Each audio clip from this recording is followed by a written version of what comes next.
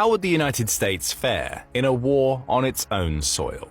It's a question that the US hasn't had to face during the era of modern warfare, with the few attacks taking place on American soil being isolated incidents. In some cases, those incidents, such as 9/11, triggered wars halfway across the planet. But the United States was never at risk of finding itself in a situation similar to the one Ukraine faces now.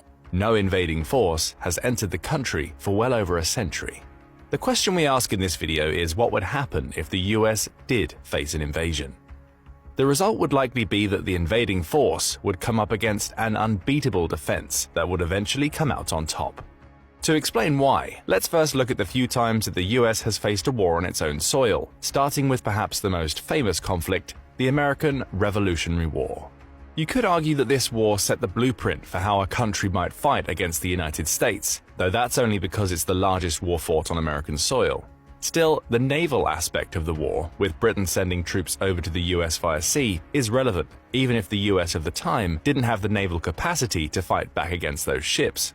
We also saw Britain cooperate with other nations in that war, with the American Battlefield Trust pointing out that the 22,000 soldiers Britain sent over were supported by 25,000 loyalists already in the United States, as well as around 30,000 German auxiliary troops, known as the Hessians, who were essentially mercenaries on the side of the British.